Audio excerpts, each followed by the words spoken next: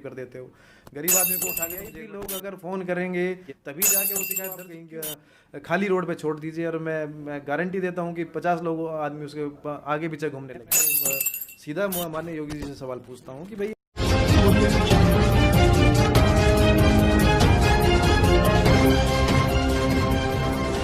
और ज़्यादा एक्टिव हम कर रहे हैं। नमस्कार, मेरा नाम धर्मेंद्र और स्वागत है आपका ओपन सर्च में। आज हमारे साथ में कुलवंत बालियान जी हैं, आप समाज सेवी हैं। आपका सर बहुत बहुत स्वागत है। नमस्कार, भारत माता की जय। सर, इस समय पे देश की राजधानी में हम इस समय पे इसको रिकॉर्ड कर रहे हैं। यहाँ पे जैसे मैं अभी आ रहा था तो बहुत ज़्यादा आंखों में जलन हो रही थी, पॉल्यूशन हो रहा था। इस पॉल्यूशन को और सारी चीज़ों को आप किसको जिम्मेदार मानते हैं? देखिए, स्मोक कहीं ना कहीं देश में और हमारी राजधानी में बड़ा नुकसान पहुंचा रहा है। इससे हम कोरोना को और ज़्यादा एक्टिव हम कर रहे हैं। जितना स्मोक हम फैला रहे हैं, जितना हम धुआं और जितनी गाड़ियाँ पोल्यूशन पुराली वगैरह हरियाणा में बोलते हैं कि जलाई जा रही हैं, तो उससे जितना ज़्यादा मतलब कि नुकसान हमारे नेचर को हो रहा है, तो ये बहुत ही ज़्यादा खतरनाक है हमारे पशु पक्षी के लिए, हमारे इंसानों के लिए, सबके लिए ये खतरनाक है। इस पे हमें कंट्रोल करना चाहिए। कहीं ना कहीं ओड इवन की कहीं ना कहीं मुझे लग रहा है कि दोबारा इसको दिल्ली गवर्नमेंट अप्लाई करे। इससे काफ़ी सहूलियत और अच्छा माहौल हो जाएगा। सर, ऐसे में कहीं ना कहीं कि एमसीडी का अपना अलग दावा है, एमसीडी अलग आरोप लगाती है, वहीं दिल्ली सरकार अपने आरोप लगाती है। क्या आपको लगता है कि इन मुद्दों पे, मतलब पॉल्यूशन जैसे मुद्दे पे भी राजनीति होनी चाहिए? पोल्यूशन जैसे मुद्दे पे राजनीति नहीं होनी चाहिए मेरे हिसाब से, क्योंकि बहुत ही संगीन एक चीज़ है और पोल्यूशन से मतलब हम खुद ही का नुकसान कर रहे हैं। इस पर हम राजनीति करेंगे तो ये मान लीजिए हम अपनी जनरेशन को और अपने आप को नुकसान कहीं ना कहीं पहुंचा रहे हैं, अपने आप की अपने शरीर को कहीं ना कहीं क्षति पहुंचा रहे हैं। और मेरा मानना ये भी है कि पोल्यूशन कम करने के लिए आपको ये रूल आपको निकाल देना चाहिए। मेरा मानना ये है कि एक गाड़ी में कम से कम 2 व्यक्ति को अलो करना चाहिए। सिंगल व्यक्ति गाड़ी लेके ना जाए कहीं भी, और नहीं तो इसका बहुत ही नुकसान हम झेलने को हमें आगे मिलेगा। कोरोना बिल्कुल कंट्रोल में नहीं है। लोग अभी भी बिल्कुल खुले आम ऐसे ही घूमे जा रहे हैं और सैनिटाइजर वगैरह का कोई यूज़ नहीं कर रहा है। कहीं ना कहीं सर कोरोना का कैपिटल भी घोषित किया जा रहा है कि भाई कोरोना का जो है कैपिटल हो गया है, अब इतना केसेस बढ़ते हैं। दिल्ली में सोशल डिस्टेंसिंग अखबारों में और नाम पे ही ये कि भाई सोशल डिस्टेंसिंग है, गवर्नमेंट के रूलों में ही सोशल डिस्टेंसिंग है। आप कभी किसी मार्केट में आप चले जाइए, आप देखिए, कहीं फूड के स्टॉल पे आप चले जाइए, कहीं रेस्टोरेंट में आप चले जाइए, कहीं सोशल डिस्टेंसिंग का कोई नाम नहीं है। और मुझे लगता है, मुझे पर्सनल मेरा लगता है कि भाई रेस्टोरेंट्स वगैरह में एक सीट पे एक अलो कर देना चाहिए और मार्केट में एक लिमिटेड भीड़ आपकी होनी चाहिए। ये अननेसेसरी लोग घूमे जा रहे हैं, उन अवेयर नहीं है। तो ये मैं गवर्नमेंट से अपील करता हूँ कि इनको अवेयर करने का आप कार्य कीजिए और जहाँ भीड़ है उस भीड़ क्षेत्र से लोगों को थोड़ा दूर कीजिए।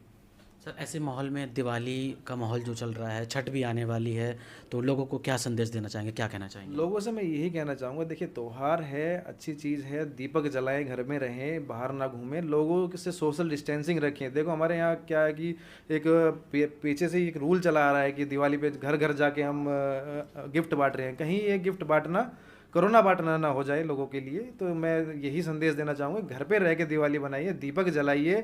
और मैं ये भी कहूँगा कि भाई कोई अच्छे कार्य आप कीजिए, जो गरीब हैं उनको आप खाना दीजिए और पटाखे बिल्कुल ना जलाएं, क्योंकि जैसी स्थिति अभी है तो पटाखों से मेरी मतलब कि मैं चाहता हूँ कि भाई ये चीज़ ना हो, पटाखे ना जलाएं, नहीं तो बहुत भारी नुकसान हमको झेलना पड़ सकता है। हम अपना नुकसान कर रहे हैं और इसमें बस यही मैं कहना चाहूँगा।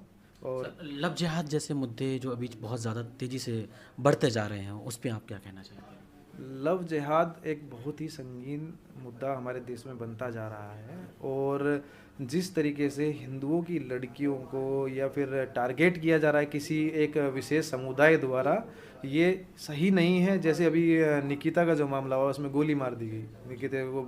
मतलब कि आप ये सोचिए कि मतलब उस परिवार पे क्या बीत रही होगी, ठीक है। और गवर्नमेंट इसी को ही अब एक चुनावी मुद्दा, एक चुनावी मतलब कि तंज बना दिया है इसको कि सर, एक चीज़ मैं इसमें और पूछना चाहूँगा आपसे कि केंद्र की सरकार है, मोदी सरकार कहती है कि बेटी बचाओ बेटी पढ़ाओ, तो इसमें बेटियां तो कहीं सुरक्षित नज़र नहीं आ रही। देखिए, बेटी बचाओ बेटी पढ़ाओ मोदी जी ने एक अच्छा नारा हमें दे दिया है, अच्छी से उसको इम्प्लीमेंटेशन कर गवर्नमेंट कर भी रही है, पर अच्छी तरीके से ये मेरा मानना है कि नहीं किया जा रहा है। अभी लड़की को आप कहीं खाली रोड पे छोड़ दीजिए और मैं गारंटी देता हूँ कि 50 लोग आदमी उसके आगे पीछे घूमने लगेंगे। जो राजनीति है या फिर यूपी की बात करूं मैं, तो यूपी को कहा जाता है कि राम राज्य है वहाँ।